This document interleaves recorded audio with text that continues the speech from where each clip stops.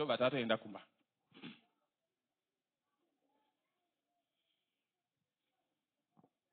Luke chapter 10, verse 38 to 42. Luke chapter 10, verse 38. Zvino vakati vachifamba, akapinda muno mumwe musha, mumwe mukadzi ainzi Marita akamugamuchira mumba make.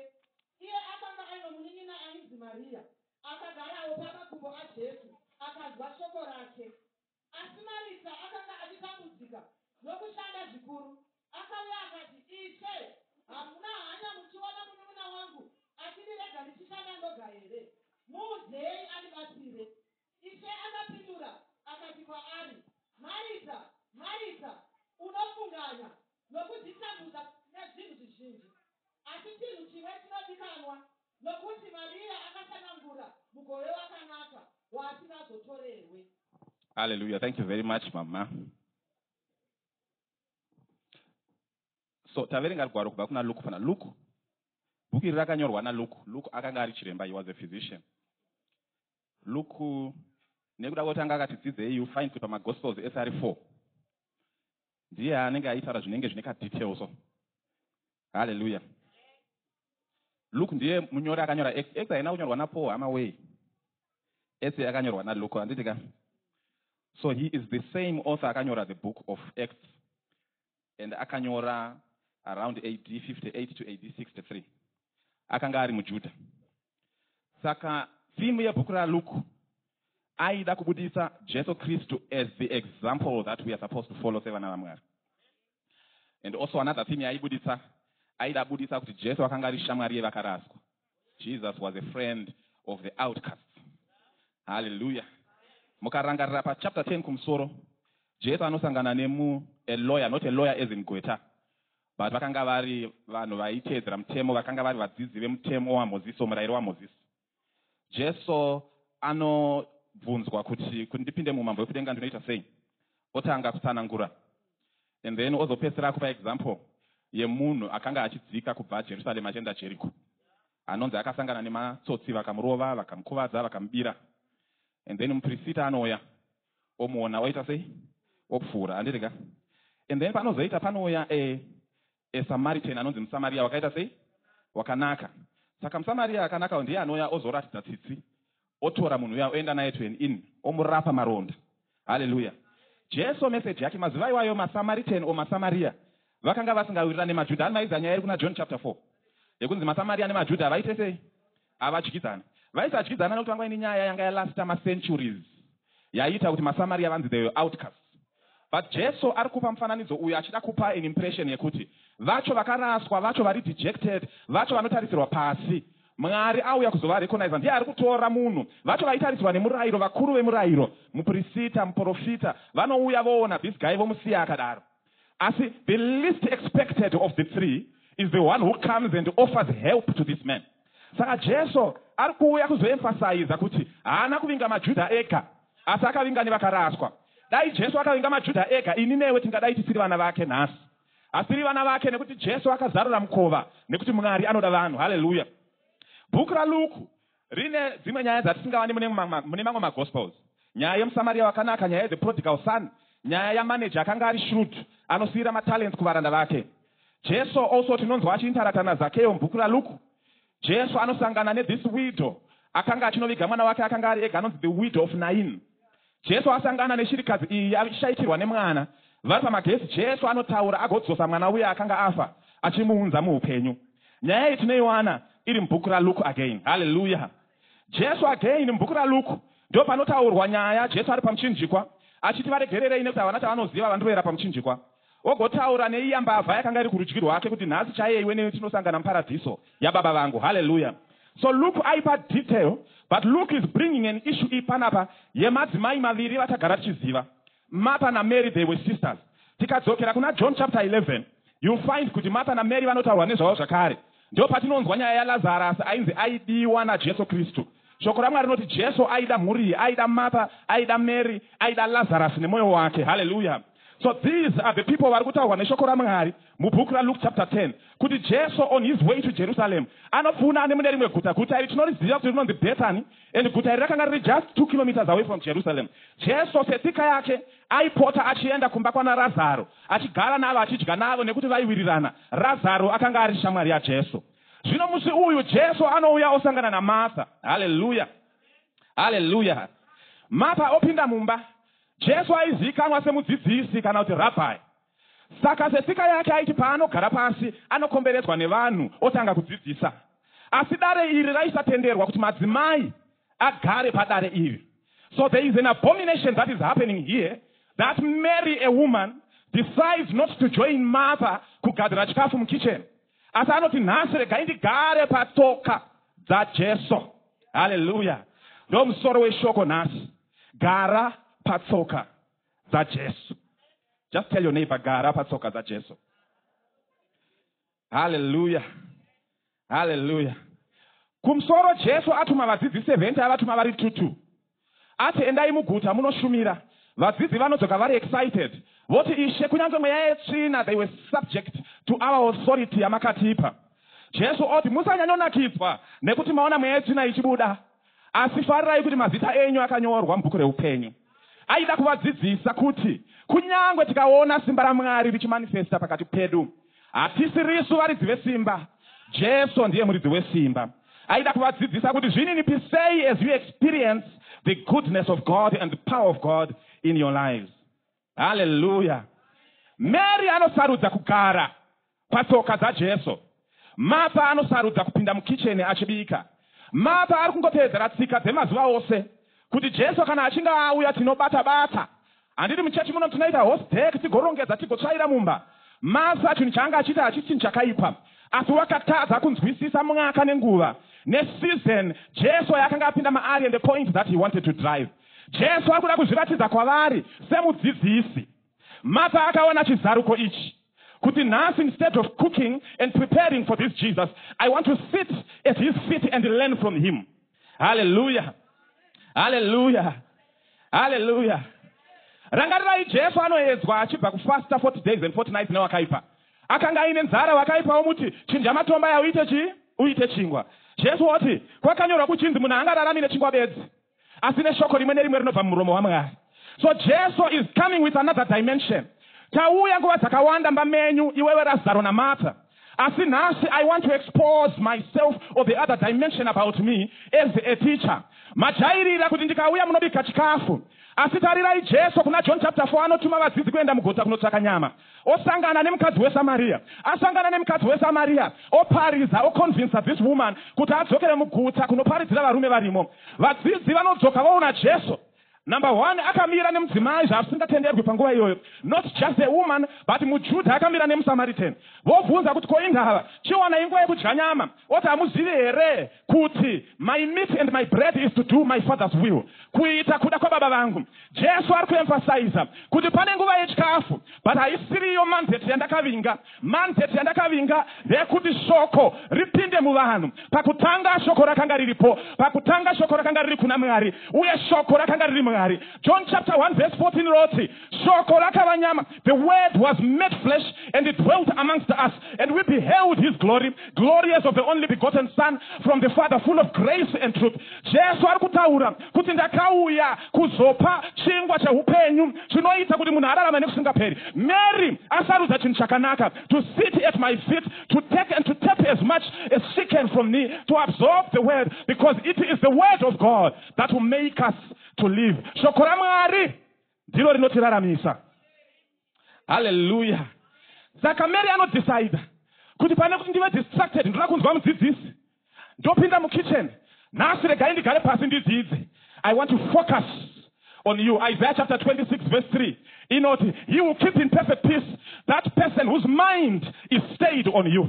Mwari ari kutsvaka vanhu vanoisa focus yavo paari, vasinga distractwe nema wiles and worries of this world. Mary is busy, Martha is busy, she is worried. Sauti ndo iwane piko, jirare kuita patafura ndo iwane piko. Ashaya kuzarurirwa kuti Jesu nasi anoda kuzviratidza semudzidzisi agodyara shoko raMwari, shoko rinobereka zvibereko zvinoita kuti tirarame munyika ino pasina chinotiweiva, regardless of the things that we see with our compound eyes. Hallelujah. Hallelujah. Mary decided to fellowship with God. Mary decided to fellowship with God. Decided kugara kuti adzidze patsoka dzaJesu. Hallelujah. Hallelujah. Martha are busy. Shoko raMwari rinoti Martha was cumbered. What it means is she was disturbed.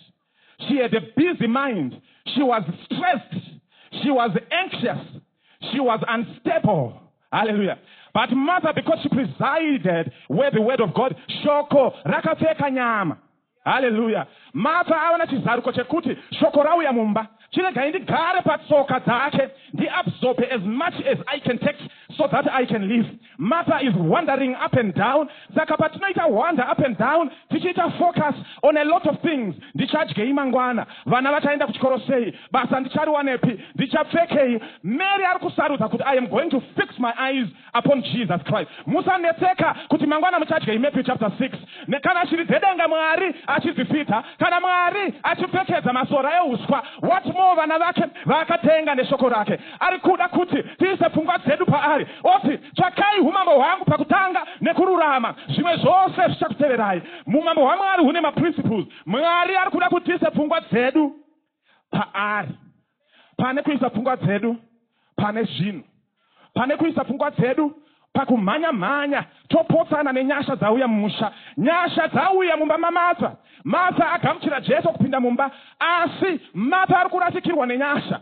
Hallelujah. Nyasha dzauya mumba. Mary oti ndogara, ndorambira ipapo, ndichitenda koga pamuchinjikwa, ndakatarisa kuna Jesu. Matambudziko angauya, asi meso angu ndicharamba ndakaisa paari. Kuwana kungauya, asi meso angu ndicharamba ndakaisa paari. Kurwara kungauya, meso angu ndoramba ndakaisa paari. Kurwadziwa kungauya, meso angu ndoramba ndakaisa paari. Mwari vanochengetedza uyo murugare, perfect peace. There is no man who has the capacity to give us the peace that God gives us. Paul anotaura, anoti, do not be anxious about anything. Musanetseka, musashushikana, musava worried. Don't be anxious about anything. But through prayer, Philippians chapter 4 verse 6. Through prayer, when we get into the place of prayer, it is a place of focusing. Mary is focusing on Jesus Christ. Paul Arukuti, instead of being anxious, pray. Garai patsoka dzaJesu, kugama namabvi ako wakatarisa kunashe. Woti ndoramba ndakatarisa kwamuri. Anxiety inobviswa nemunamato. Kushushikana kunobviswa nekunyengetera. Kushushikana nekutambura kwemoyo, kusagadzikana kwepfungwa kunobviswa nekunyengetera. Martha akangoramba akadaro, anouya kuna Jesu oti, Ishe Jesu, hamusi kuona dai mataura naMary, auya andibatsira tiri busy kunoko. Jesu oti kwaari, Martha, Martha, Mary asarudza chinhu chakanaka, chinhu chisina anokwanisa kumutorera. Kana uchinge wano shoko raMwari riri mauri, there is no man that can take it away from you. Nekuti shoko rinogara mumwoyo. Vanhu vagoona the result of the manifestation of the word of God in your life as you are living your life. Nyika ngaishamisike kuti zvaanenge wane akakomberedzwa nematambudziko. Vanhu vakadai vatinoziva kumashure vakazviuraya, vakakomita suicide. Vanhu vatinoziva vakadai kumashure vakadzokera kumashure, vakatuka Mwari wavo vakamusiya. Asi sei, in the midst of persecution and troubles, he continues or she continues to fix his or her eyes upon Jesus Christ. Hallelujah. And in Paulo, don't be anxious about anything, but through prayer and supplication, with thanksgiving, make your request known to God. Over at the end, the peace of God, which surpasses all understanding, shall guard your hearts and your minds in the knowledge of Jesus Christ. Rugare rwaMwari runotifukidzira. Azvira kuti matambudziko auya, matambudziko anouya, asi anoona ndakaiswa insulated by the peace of God. Matambudziko anouya, anoona ndakakomberedzwa nerugare rwaMwari. Mhepo dzinouya, dzinoona ndakakomberedzwa. Hallelujah. Hallelujah. Ukatenga mafuta ako anoita nganofarirwa nenhunzi aya, wapinda musupermarket, ukasvika ukanditira clean rep, watovhara. Kunyange nhunzi dzikauya, nhunzi hadzikwanise kuaccessa those fruits nekuda kwezati clean rep yaiswa yakakomberedzwa. Zvakafanana nesu vana vaMwari. patinopfugama tinamata, Mwari anounza rugare rwake runotifukidzira, rochengetedza mwoyo yedu nepfungwa dzedu. Asi rugare runowanikwa munzvimbo yekunyengetera, rugare runowanikwa neagara patsoka dzaJesu. Jesu ari kutsvaka vanozorora maari. Ngatizororei munashe, tisaita saMartha akatenda mabasa ake nekugona kwake, asi tiite saMary akati nhasi rega ndiuye kuna muridzi weupenyu, rega ndiuye kuna iye shoko rache anoti inini ndiri chingwa cheupenyu, ndigare ndidye chingwa ichi, ndikadya chingwa ichi ndorarama. I am calling the church to change their focus and their eyes and fix it upon Jesus Christ. Munyori waHebheru anoti ngatimhanyei nange mutange takatarisa kuna Jesu, muvambi nemukwanisi wekutenda kwedu. Ngatisatarisa kumativi, ngatisatarisa kumwe, ngatitarisei kuna Jesu. Let's fix our eyes upon Jesus. He will keep him in perfect peace whose mind is set on thee. Do you imagine Martha actually? Martha. She is a busybody. Just look at it. Martha is troubled. Tine vatendi vakadaro nhasi ndodiko vanofunga kuti umwari hunoonekwa nemabasa atinoitira Mwari. Vanofunga kuti umwari hunoonekwa nekugona kwevanhu. Ndomuitireiko Jesu apa Mary akangogara? Jesu ari kuti ndini chingwa cheupenyu. Aona inini aona Baba. Ani nani anotenda mandiri ari rivers of living waters shall flow out of his or her belly. Ani nani anotenda maari achaestablish, achataura chipi nechipi chichaitirwa muupenyu hwake. Hakuna unoenda kuna Baba kunze kwandiri. Ndini nzira, ndini zvokwadi, ndine upenyu. Mbavha yakauya kuzoba kuuraya nekuparadza, asi ndakauya kuti iwe Mary uwane upenyu. Kubva nhasi ndiri kukuudza kuti iwe hausi wenyika ino, une upenyu husingaperi. Martha is busy. Martha is busy. Martha ari kumhanya. Martha is distracted by the worries of this life. Ndoita seiko panapa? Jesu andione ndiri kugona. Martha is wearing a competitive mentality. Sevamwe vedu muchechi muno vanoda kuonekwa nekuzivikanwa kuti vanogona, vasingazive kuti hatina kuuya kukereka kuzoita compete, asi takauya kuzoita compliment each other. Hatina kuuya kuchechi kuzoratidza kuti anogona ndiani, asi takauya kuna Mwari anogona. Martha is busy. Martha ari busy. Jesu ari kuzviona. I want to impress this man today. Ari kuzunza huruva. And Mary is sitting down. Ndini rugare rwako, ndini upenyu hwako, ndiri zuva rako, usatya hondo dzako dzose ndinodzikunda, ugoya kwandiri nekufara. Ndakakugadzirira imba yekuti kana uchinge wauya kudenga ndichakugadzirira imba yekuti uzogara. Ndini Mwari wako. I separated you away from your sins as far as the east is away from the west. Usanetseka nevanoda kukupomera. Ndini ndinoregerera. Munhu haana capacity yekuregerera. Uri chiedza chenyika iwe. Kenduru kana richinge rabatidzwa hariswe pasi petafura, asi rinoiswa pamusoro petafura kuti nyika ione injwe chiedza. Chibuda, arise and shine, Martha. Arise and shine, Mary, for your light has come. Mary is sitting at the feet of Jesus. She is absorbing as much as she can absorb. She is focusing on Jesus Christ. She is fellowshipping in Jesus Christ. Jesu wati ndichatambudzwa, asi avo vanoita participate in my persecutions and my suffering, those that fellowship together with me, they are my children. Munyika ino mchasangana nematambudziko. Mary mwanangu, asi tsunga moyo nekuti ndakakunda nyika. Chauri iwewe chirima uri chikuru kufura chirima. Martha is busy, she's distracted. Martha is trying to impress. Nasi ndobikira Jesu chiko. Last time ndakabikira lasagna. Nasi rega ndibobikira gango nesadza rezviyo. Tiboona kuti zvinoita sei. Jesu mini yacho munoiziva here. Yanga isingade ndine ruoko hwane. Mary dai auya andibatsira.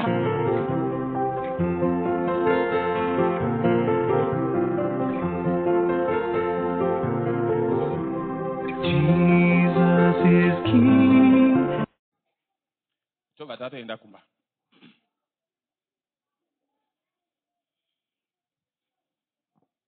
Luke chapter 10, verse 38 to 42.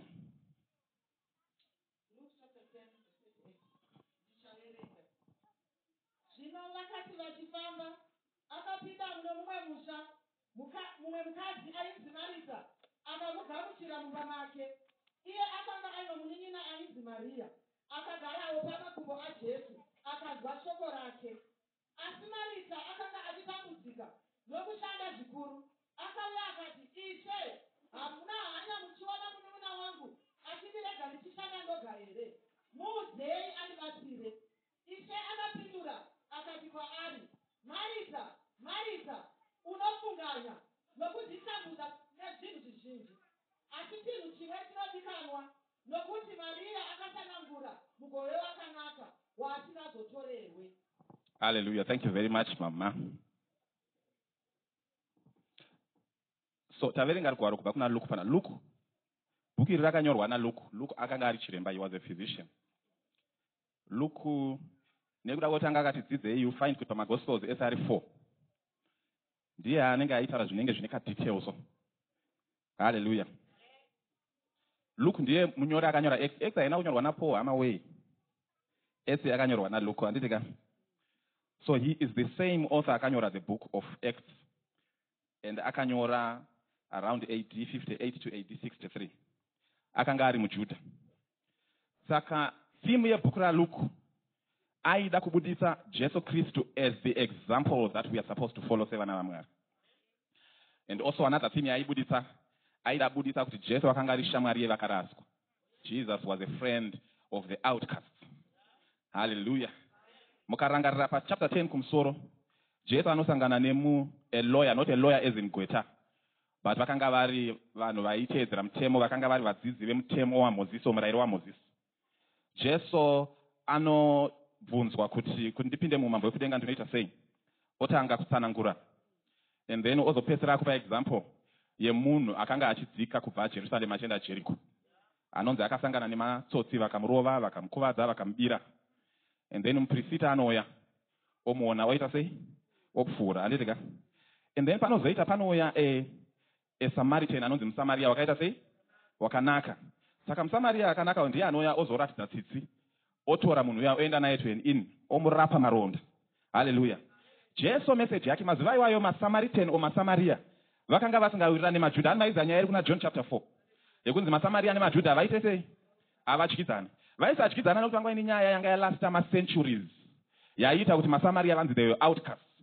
But Jesu ari kupa mufananidzo uyu achida kupa an impression yekuti vacho vakaraswa, vacho vari dejected, vacho vanotarisirwa pasi, Mwari auya kuzovarecognize. Ndiye ari kutora munhu, vacho vaitarisirwa nemurayiro, vakuru vemurayiro, muprista, muprofita, vanouya voona this guy vomusiya akadaro.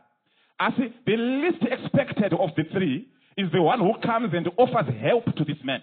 Saka Jesu ari kuuya kuzoemphasize kuti haana kuvinga maJudha ega, asi akavinga nevakaraswa. Dai Jesu akavinga maJudha ega, ini newe tingadai tisiri vana vake nhasi. Asiri vana vake nekuti Jesu akazarura mukova, nekuti Mwari anoda vanhu. Hallelujah. Bhuku raLuke rine dzimwe nyaya dzatisingavani mune mamwe magospels. Nyaya yemuSamaria wakanaka, nyaya the prodigal son, nyaya yamanager akanga ari shrewd, anosiyira matalents kuvaranda vake. Jesu also tinonzwa achiintarata naZakeo mubhuku raLuke.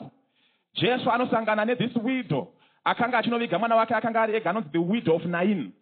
Jesu asangana neshirikadzi iyi achishayikirwa nemwana. Vari pamagezi Jesu anotaura agodzosa mwana uya akanga afa achimuunza muupenyu. Nyaya iyi tinoiwana iri mubhuku raLuke again. Hallelujah. Jesu again mubhuku raLuke ndo panotaurwa nyaya Jesu ari pamuchinjikwa achiti varegererei nekuti havana chavanoziva vandoera pamuchinjikwa. Ogotaura neiya mbavha yakanga iri kurudyi rwake kuti nhasi chaiye iwe newe tinosangana muparadhiso yababa vangu. Hallelujah. So Luke aipa detail, but Luke is bringing an issue ipanapa yemadzimai maviri vatagara tichiziva. Martha na Mary, they were sisters. Tikadzokera kuna John chapter 11, you find kuti Martha na Mary vanotaurwa nezvavo zvakare. Ndo patinonzwa nyaya yaLazarus ainzi aidiwa naJesu Kristu. Shoko raMwari rinoti Jesu aida mhuri, aida Martha, aida Mary, aida Lazarus nemwoyo wake. Hallelujah.